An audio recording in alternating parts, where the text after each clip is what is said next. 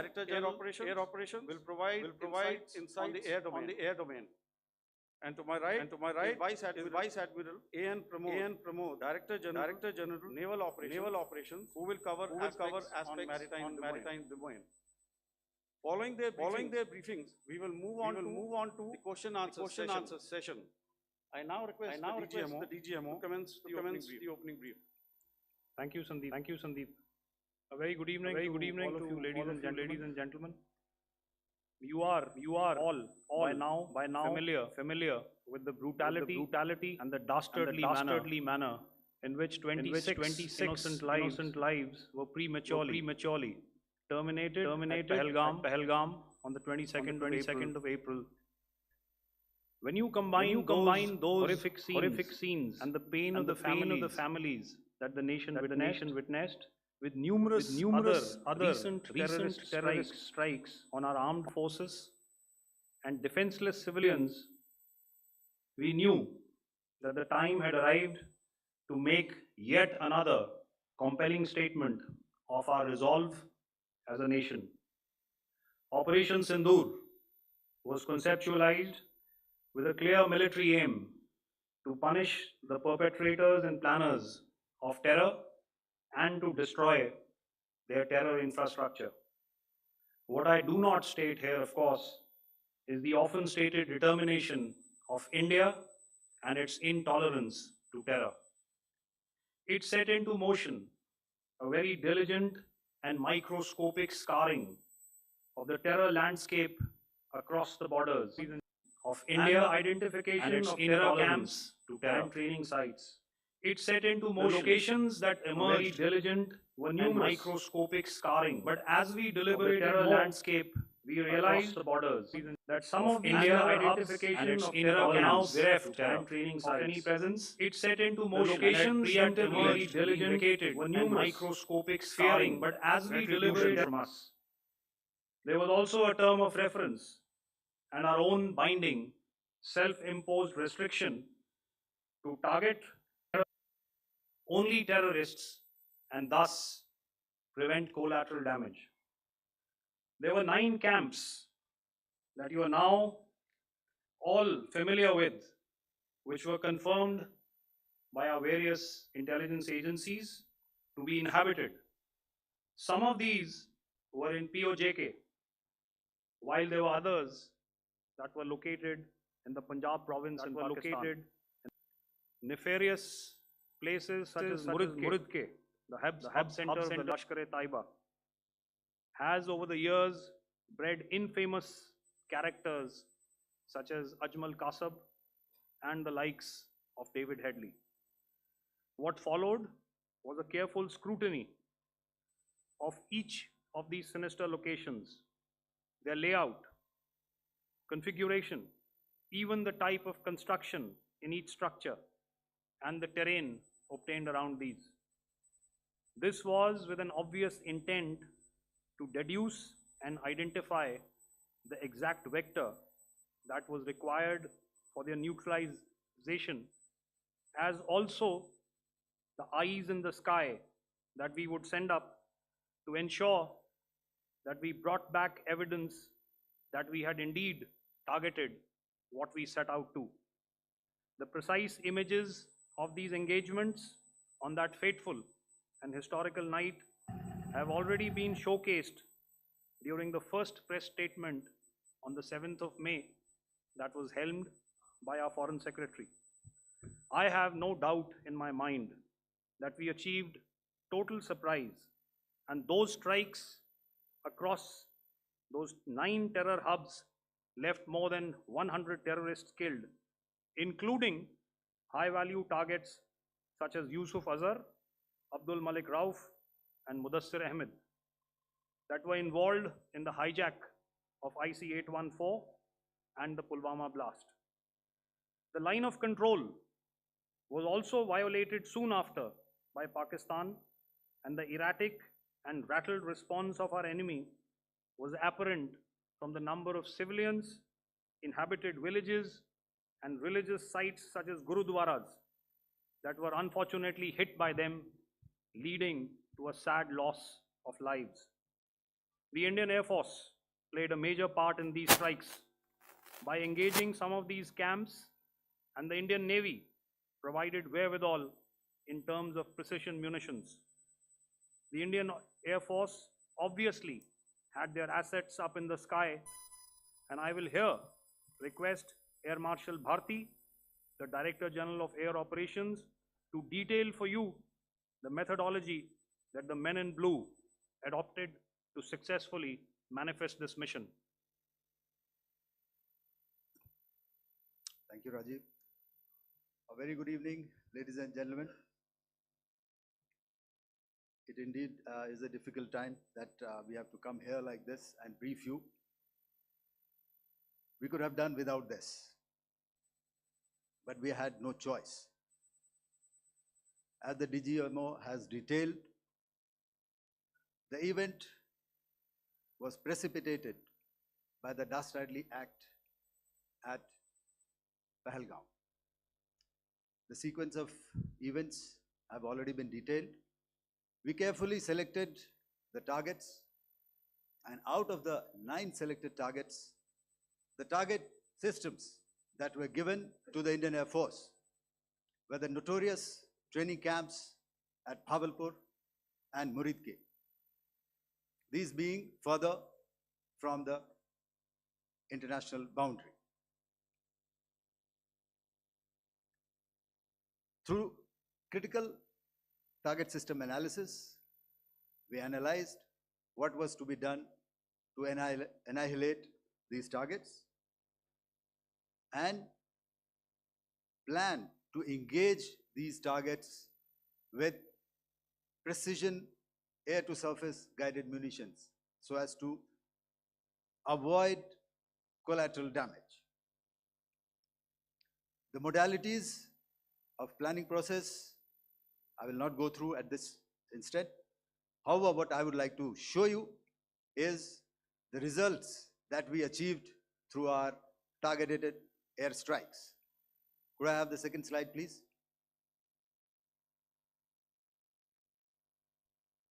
Yeah, change, please.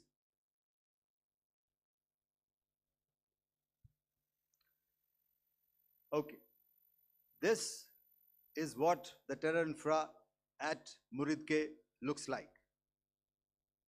If you see, north is as indicated, and to the right is east, where the international boundary lies. Could we have the next slide, please?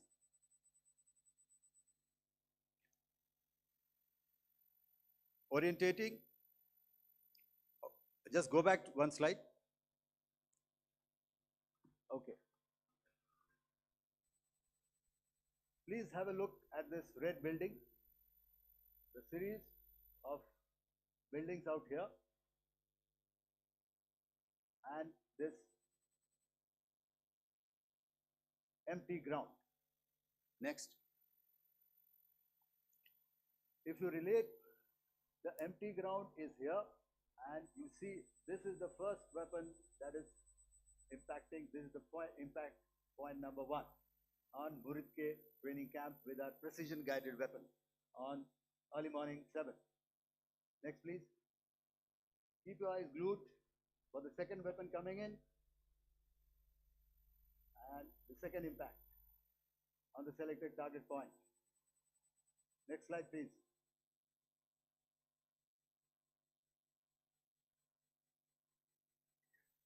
Third weapon, third impact. Continue.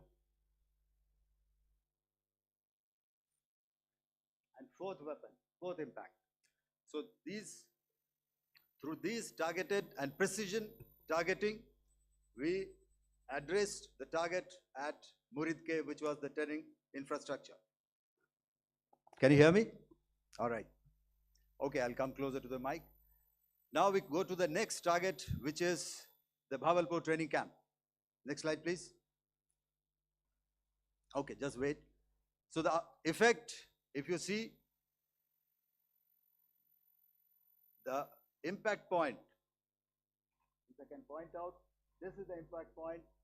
The ammunition has gone through the roof and it has created a blast inside, the photographs of which you would have, all of you would have seen. And the red building, after that, there was this double-story building. It has been completely decimated by our precision targeting. Next, please. The target system, which was in the north, a series of buildings. I will show you how it looked. Next. Completely destroyed by our precision targeting. Next. Now coming to Bhavalpur, this is the target complex that we are dealing with, a fairly large target complex. So we had to carefully choose the points that we needed to address, which were high value and which would meet our stated objectives of eliminating the terrorists. I would like to draw your attention to this red canopy, and in relation to that, I would cover the targets. One target system is a series of buildings here, other one here, and other one out here. Next slide, please. This is how it looked before, and this is how the building looked after the impact of the weapon. And orientation in relation to this red canopy, you can see here. Next, please. Before, next, and after. The roofs have completely collapsed. Next. This is the target system. Next. Precision targeting, and we have achieved our objectives here. Next. All right, so that was what we did on the 7th. Our objective was to address these two terrorist camps, and that we did with precision. And thereafter, we maintained a robust air defense posture, because remember, our objective was to target the terrorists and terrorist infrastructure, not any other infrastructure, not the Pakistani military, not the Pakistani any other infrastructure. So that is what we have maintained on the 7th of May. However, what we saw in the evening of 7th of May, we were saturated with a raid of Pakistani unmanned aerial vehicles and small drones. And these came in waves in our civilian areas, over our military installations, and all of them were successfully intercepted. Few of them did manage to land. However, there was not much damage that they did. And we have our robust counter-US hard kill and soft kill systems which did the job. However, the difference here was that we had targeted the terrorists. The adversary now has targeted our civilians and the military infrastructure. So it had to be responded to. So in a quick and calibrated response, that very night, we struck their radar installations at Lahore and close to Gujranwala, the LYT installation, to indicate to him that we are ready, yet we do not want to escalate. Our fight was with the terrorists and not with the Pakistani military establishment. Thank you.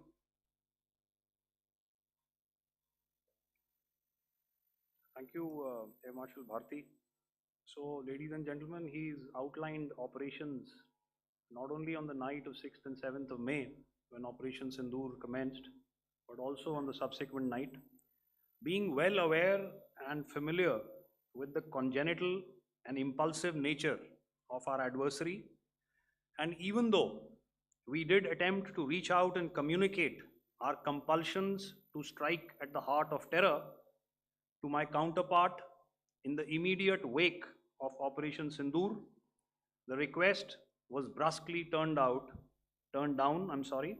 with an intimation that a severe response was inevitable and in the offing. We were, of course, prepared. Operations on the 7th and the 8th, Air Marshal Bharti spoken about. On the night of 8th and 9th of May, They flew drones and aircrafts into our airspace all across the borders and made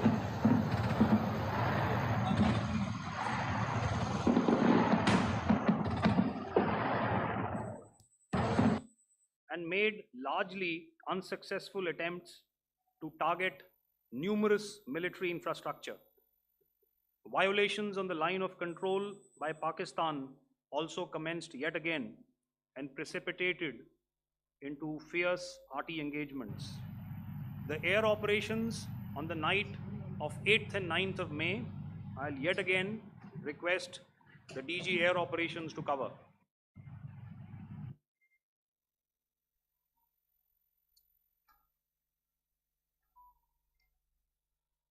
So I just covered what happened on the night of 7th and 8th.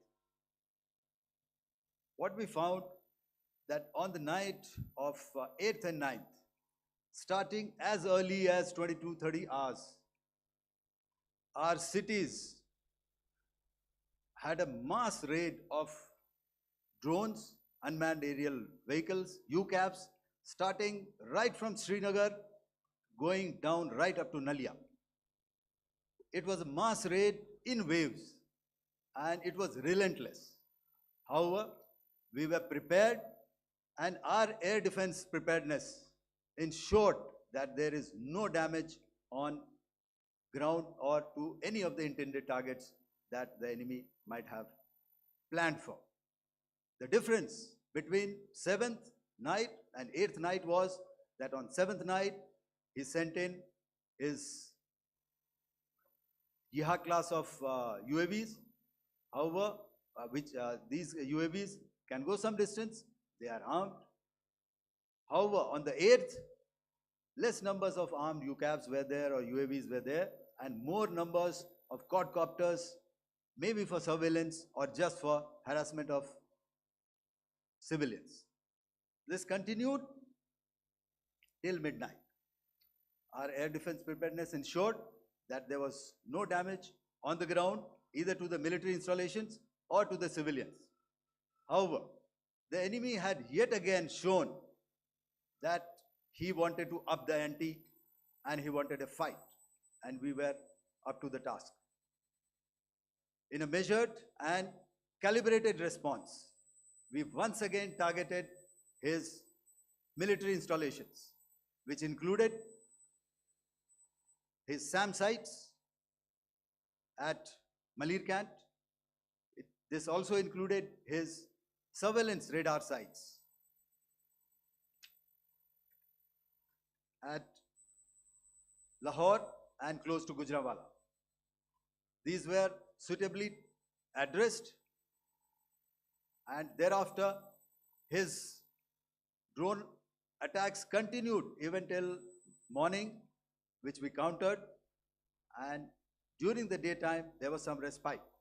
Here I would like to bring out another aspect. What we found was that while the drone attacks were being launched from somewhere close to Lahore, enemy had allowed his civilian aircraft to also continue to fly out of Lahore.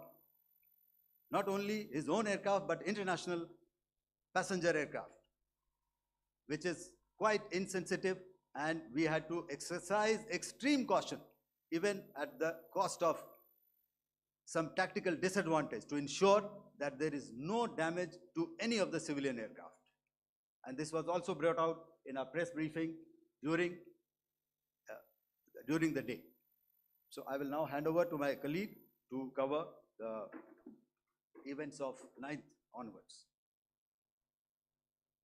On land, we also undertook certain measures such as deployment of air defense and electronic warfare assets to establish an integrated grid with the Indian Air Force, and I have seen and heard some of you wax eloquent about the benefits of such an architecture when it comes to negating and combating air intrusions.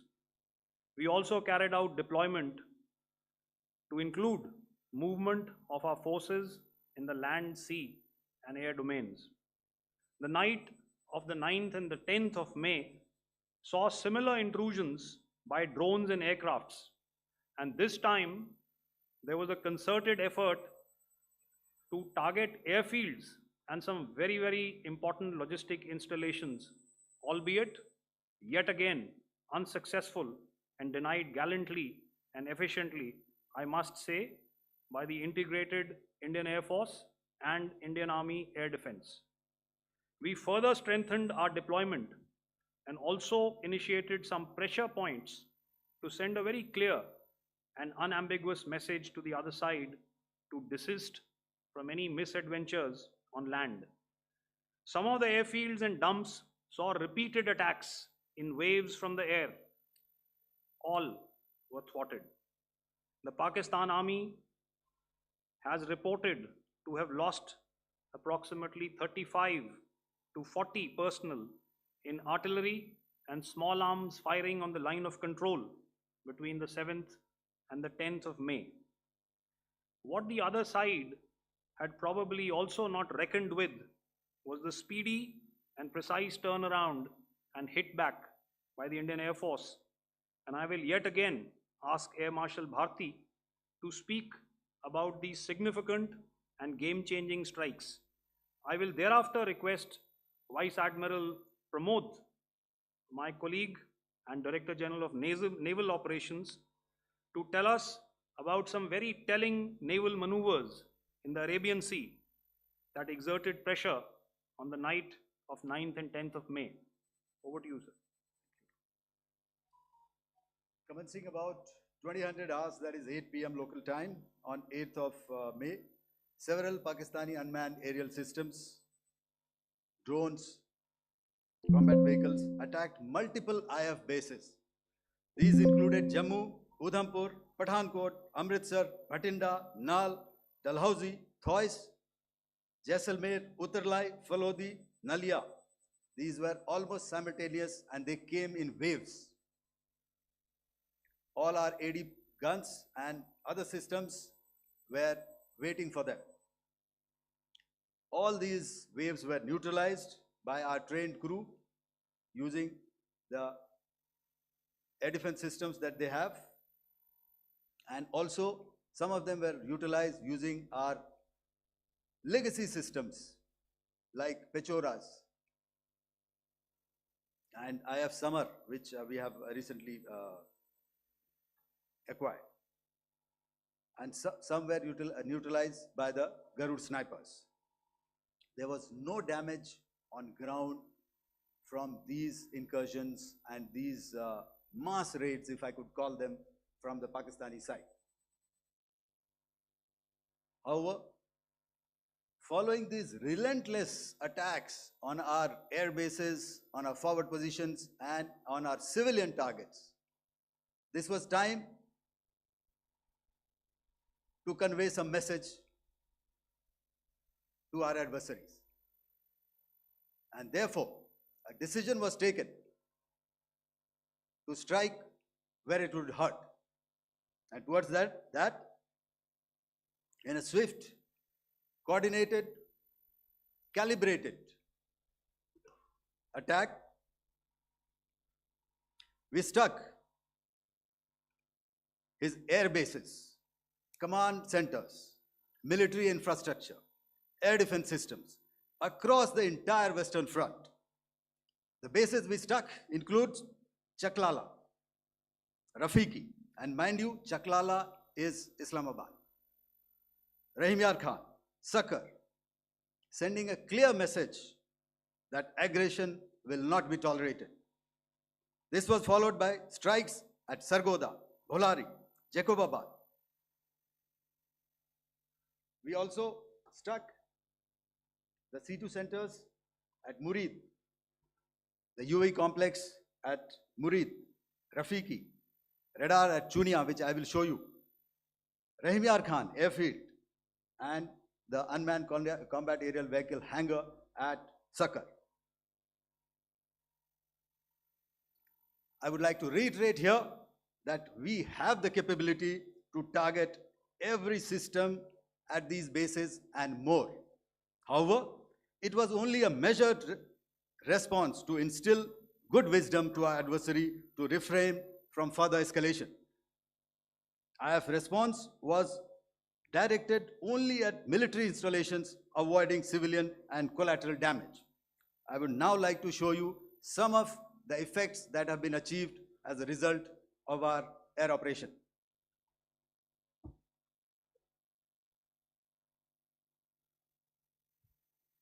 Here is the Pasroor air defense system. If you could see, zoomed up view. This is the radar mounted on a high tower. And after the strike,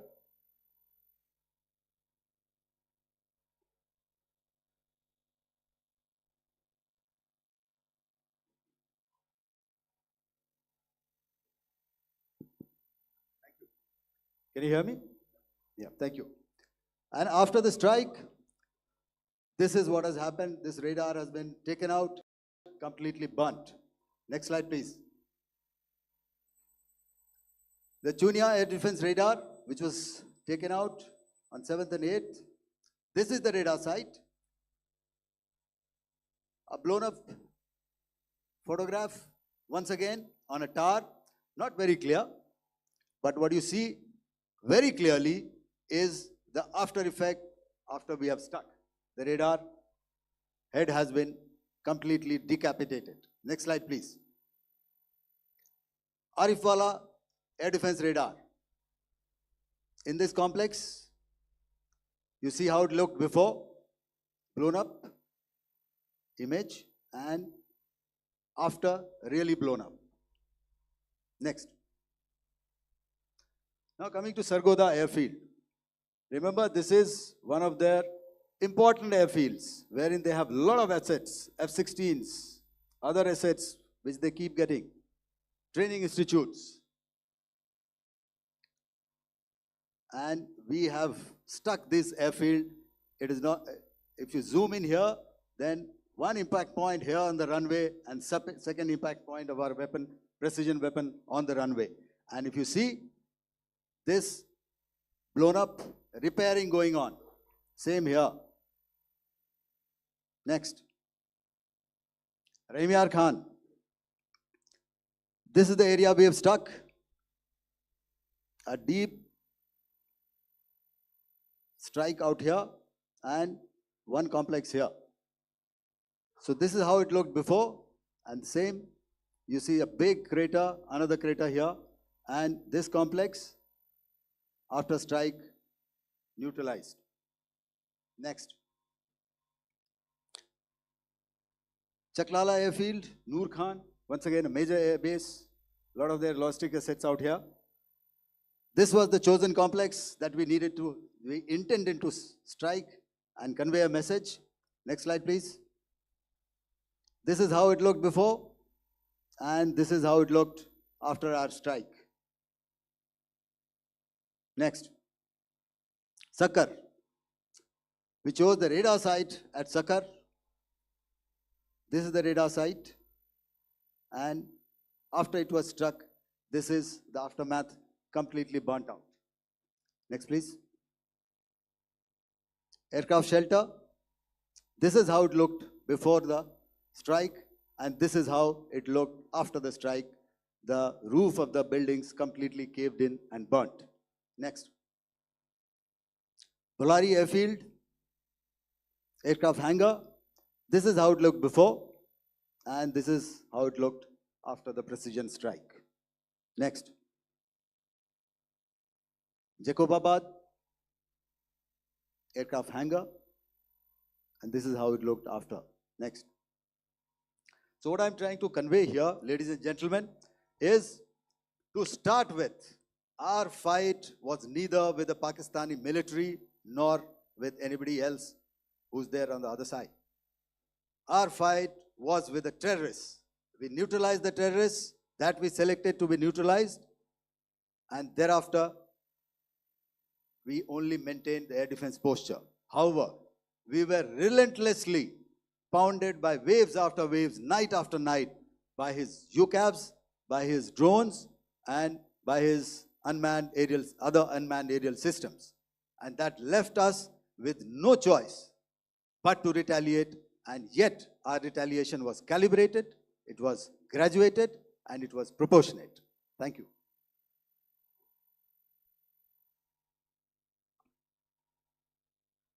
Good evening, ladies and gentlemen. In the aftermath of the cowardly attacks on innocent tourists at Pahalgam in Jammu and Kashmir by Pakistani-sponsored terrorists on 22nd April, the Indian Navy's Carrier Battle Group, surface forces, submarines, and aviation assets were immediately deployed at sea with full combat readiness in concert with the Joint Operation Plan of the Indian Defence Forces. You may be aware that we tested and refined tactics and procedures at sea during multiple weapon firings in the Arabian Sea within 96 hours of the terrorist attack. The aim was to revalidate our crew, armament, equipment, and platform readiness to deliver various ordnance on selected targets precisely. Thereafter, our forces remained forward deployed in the Northern Arabian Sea in a dissuasive and deterrent posture with full readiness and capacity to strike select targets at sea and on land, including Karachi at time of our choosing. The forward deployment of the Indian Navy compelled Pakistani naval and air units to be in a defensive posture, mostly inside harbors or very close to the coast, which we monitored continuously. The Indian Navy maintained seamless maritime domain awareness throughout the duration and was entirely aware of the location and movement of Pakistani units. In effect, we had and continue to have good battle space transparency using our maritime domain awareness grid. As you are aware, our response has been measured, proportionate, non-escalatory, and responsible from day one. Accordingly, the calibrated approach considered all options, including the ability of the Indian Navy for offensive action from and at sea. As part of this escalation control mechanism, the application of force by the Navy was planned in a synchronized manner in coordination with the Army and Air Force, the highlight being teams from the three services working closely in an integrated manner. Along with the kinetic actions by the Indian Army and Indian Air Force, the overwhelming operational edge of Indian Navy at sea contributed towards Pakistan's urgent request for a ceasefire yesterday. As we speak, Indian Navy remains deployed at sea in a credible deterrent posture to respond decisively to any inimical action by Pakistan or Pakistan-based terrorists. Thank you. Samno Varna, Jai Hind. Now I'll hand over to Director General Military Operations for further proceedings.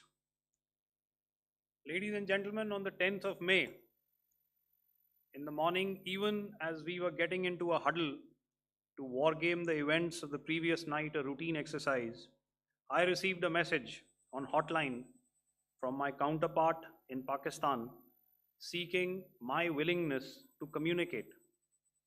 Since our initial aim was to strike at terror camps, and all our actions in the subsequent days were in response to the intrusions and violations by the Pakistan Air Force and its army, it was decided that I would indeed speak with my counterpart.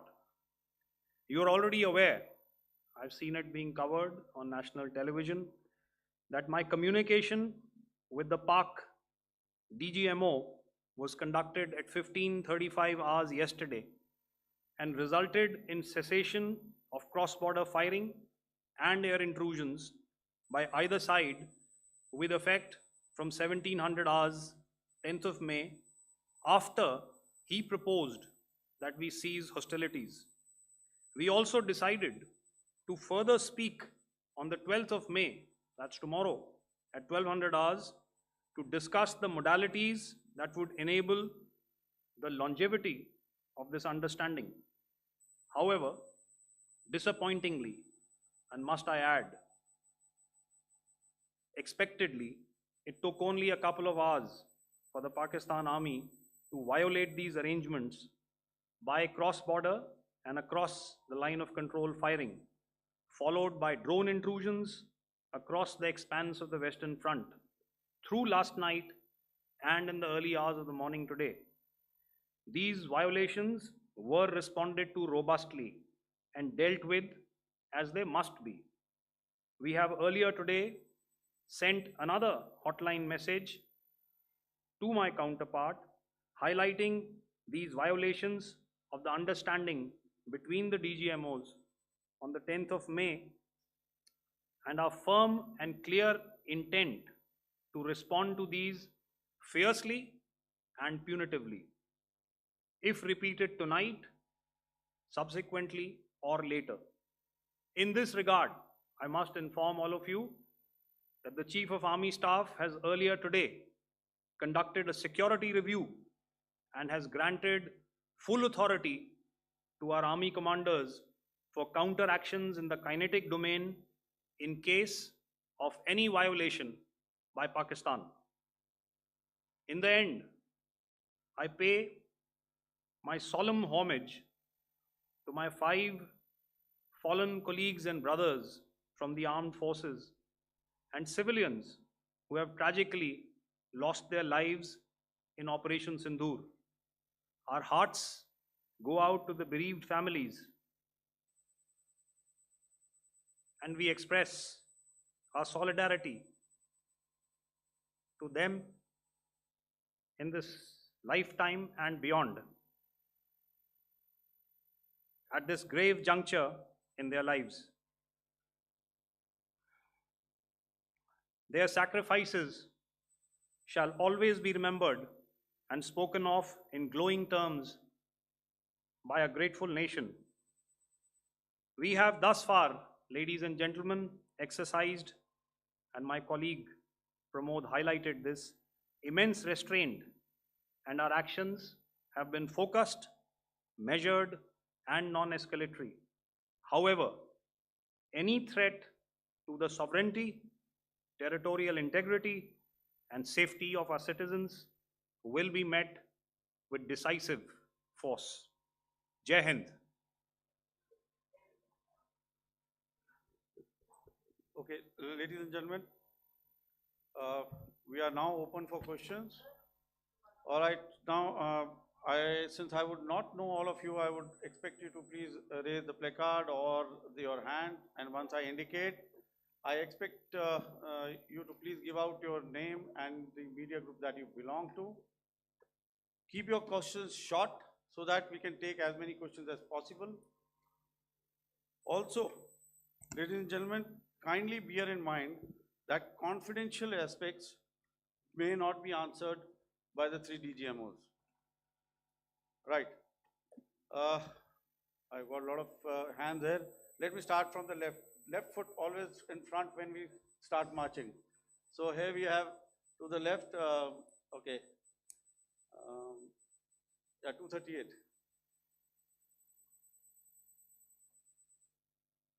Hello. So this is Manas Pratimhuyan from PTI, Press Trust of India. So the understanding that was reached yesterday on stopping the military operations and actions, was it for just 3 days? And what would be the cost escalation if there is violation of this understanding by the Pakistani side? And my subsequent question would be that we have a kind of ceasefire agreement with Pakistan that was finalized in 2003. So will there be some kind of similarities in frameworks between the two kind of understandings, 2003 ceasefire agreement and the current understanding on stopping military operations? And again, what are the cost that will be incurring on Pakistan if Pakistan again resorts to this kind of terrorist activities, because we have made it very clear that the cost will be very high. So I would like to have your thoughts on it. Okay, so I'll answer the latter part of the question first. I also want to add that while the initial ceasefire agreement, as you correctly pointed out, is of the 2003 vintage, but I must remind you that in 2021, in the month of February, and this was then when the crisis in eastern Ladakh was also on, the two DGMOs had spoken and arrived at a ceasefire understanding that lasted right up until this unfortunate attack at Pahalgam. Once our Foreign Secretary had announced the decisions of the CCS in the immediate wake of that attack, he had announced certain measures, and then of course Pakistan had in turn made its own announcements. Since then, there have been certain violations of this ceasefire understanding, and of course after the 7th of May, like I pointed out during my statement, that there have been numerous violations on the line of control especially, and of course along the international boundary by the Pakistan Army and the Pakistan Air Force. This understanding that we spoke about yesterday, no, it was not for 3 days. It was first to stop aggressive and hostile activities immediately, let that order and direction settle down for about 36 hours, and thereafter discuss modalities, like I said, to ensure its longevity. That is tomorrow on the 12th of May. But unfortunately, we had a violation starting at approximately 1900 hours last night, and we've sent a communique, like I said, to the Pakistan Military Operations Directorate, and we will await what happens tonight. All right. The cost escalation, I mean, I'll leave it to your best imagination. I've already said that the response will be fierce and punitive. Now, the right foot forward. Yeah.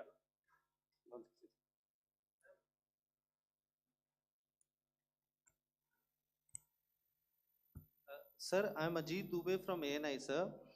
Sir, my question is that you talked about the loss of lives to the Pakistan army, that was around 35 to 40 kills secured by the Indian army. Sir, can you tell us what would be the total loss of life to the Pakistan army in both army and air force attacks, sir? And how good was the performance of the BrahMos, Scalp and the S-400 during the operations? And sir, since we have sir, just one line. No multiple questions, please. Sir, all right. and since sir, we have achieved such a spectacular, we have made good achievements in this entire operation. Can we say that we have emerged victorious, or we have a big upper hand over the Pakistanis in this entire conflict? Thank you very much, sir. So I'll answer the question about the loss of lives on the other side. Of course, there are various means to ascertain that number. There is information from various agencies that come in. There are, of course, on the line of control, other ways to find out as to what has been the effect of what you are doing there in ceasefire violations. So therefore, I mentioned 35 to 40 on the line of control, and please remember that once Operation Sindur was launched, the responses of the Pakistan Army were also on Indian Army or the Indian Armed Forces infrastructure. Let me put it that way. So that's why I did not cover casualties of the Pakistan Army, at least in the initial phases of battle, because those were not our targets. Our targets were terror-oriented, and of course later, once they launched air intrusions and air operations on our infrastructure, we've used heavier weapons, and of course there would have been casualties, but those are still being assessed. The effects of the weapons that you mentioned, I will request Air Marshal Bharti to apprise all of you about those. Good evening, Mr. Ajit. How are you? Ajit, okay, you're meeting after some time. I never mentioned about any of the weapons that we used.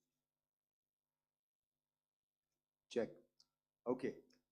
What I was saying that I never mentioned of any of the weapons, the caliber that we used.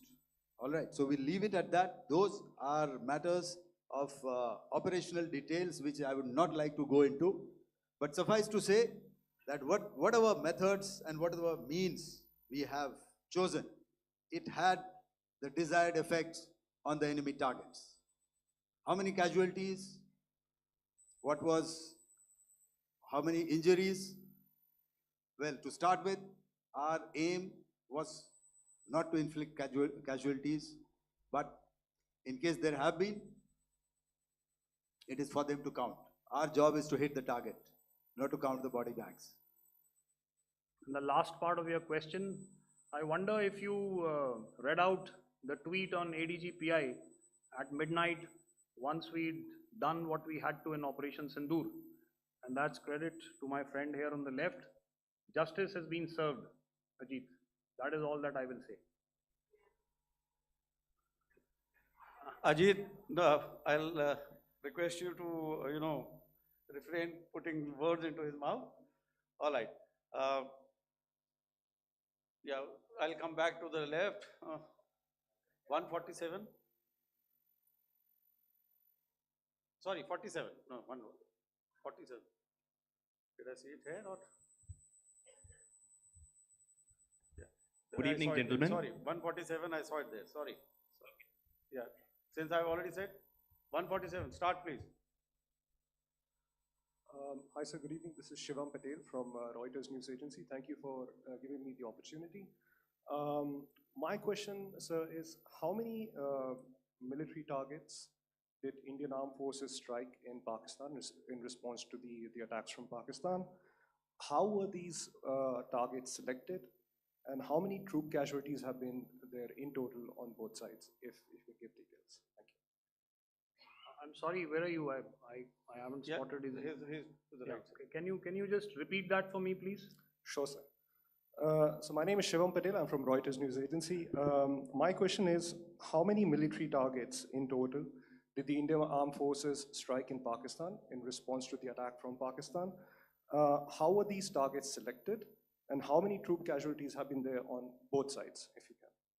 So you're speaking of the targets that I mentioned in the wake of the attack at Pahalgam, right?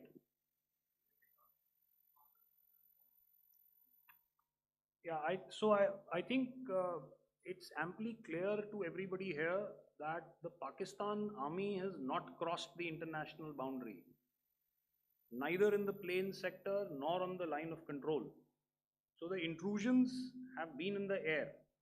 There have been certain attempts on the line of control when ceasefire violations have been on to try and infiltrate and carry out and perpetrate activities that we are all very well familiar with. Whether these are by terrorists or by the Pakistan army or its special forces and commandos is difficult to say, but each of these have been effectively thwarted. So therefore, as far as engagements of military targets on the other side is concerned, I thought Air Marshal Bharti covered those very well and in detail, and he also mentioned as to how they went about targeting those. I think those images were very clear and very, very graphic in telling us as to what we needed to hit. And you'll remember right at the outset, I said that we even went into what was the construction in each of these locations, and therefore decided on the vector that had to be utilized. Please. Okay, if I could add to what the DGMO has said, I have already detailed the targets. Now, whether it is X numbers or Y numbers that is immaterial. And what damage have we inflicted? You have seen. What are the casualties on the other side? As I said, that is for them to count. As far as we are concerned, from the air defense side, if they had a choice, they would have definitely come in. They are fighters, there are more numbers of UCAVs. It is not that they did not intend to come in. It is only that our robust AD posture prevented them from coming in. So that must be known, and that must be realized by all the audience here. Yeah, I'll come to the left now, 24.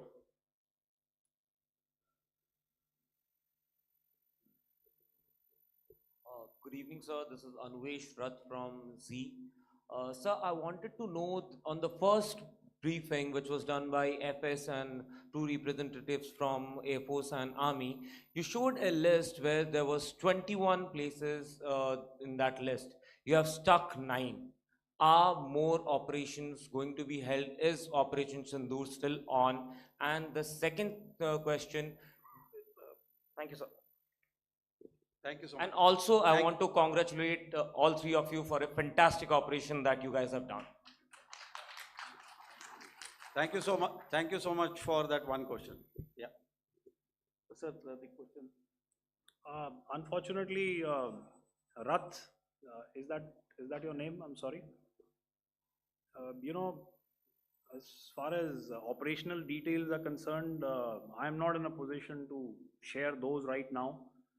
But I think I'll take a cue from Pramod. You know, he said towards the end that the Indian Navy is still in a posture that is deterrent. And I have already made it very clear towards the end of what I said that it's only a couple of hours ago that the Chief of Army Staff has carried out a security review, and he's authorized our Army commanders to deal with violations of any kind from across the borders in a manner that they deem fit. So again, to reiterate, the response will be fierce and it will be punitive.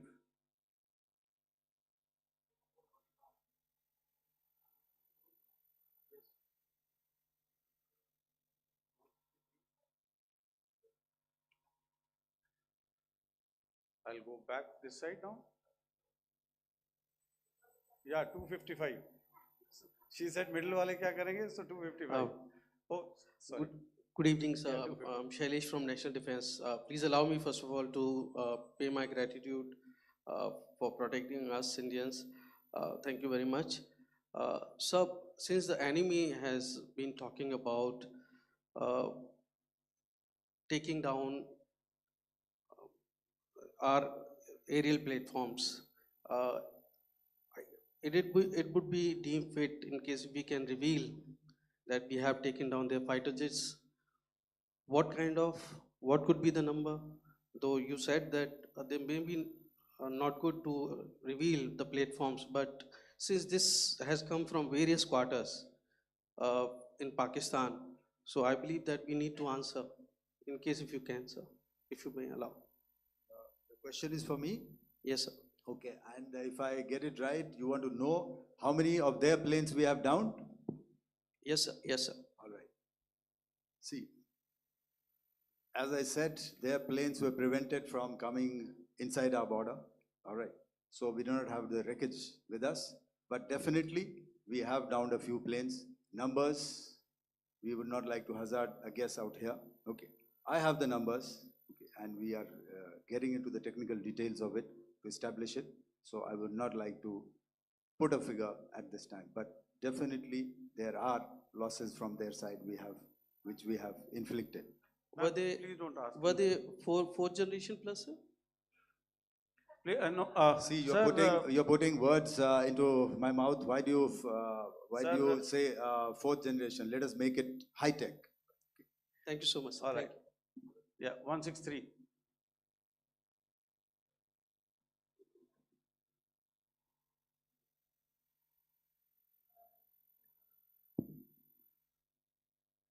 तो मैं मंजीत नेगी हूँ आज तक से। मेरा सवाल ये है कि इस पूरे ऑपरेशन में जो आतंकी ठिकानों को निशाना बनाया गया, क्या नंबर्स कुछ बता सकते हैं कितने आतंकी मारे गए? कुछ नाम सरकार मतलब कुछ नाम मीडिया में आए भी हैं जो बड़े उसके मास्टरमाइंड थे, और एक सवाल जो आज एयरफोर्स ने भी एक ट्वीट किया कि ऑपरेशन सिंदूर अभी जारी है और सरकार की तरफ से भी कहा गया, और पिछली बार जब विदेश मंत्रालय की प्रेस कॉन्फ्रेंस पहली हुई थी उसमें वो लिस्ट दिखाई गई थी कि 21 टेरर कैंप आइडेंटिफाई किए गए हैं, तो क्या जो बाकी बचे हुए टेरर कैंप हैं उन पर भी कार्रवाई होगी, और एक नंबर अगर आप बता पाएं कितने टेररिस्ट मारे गए?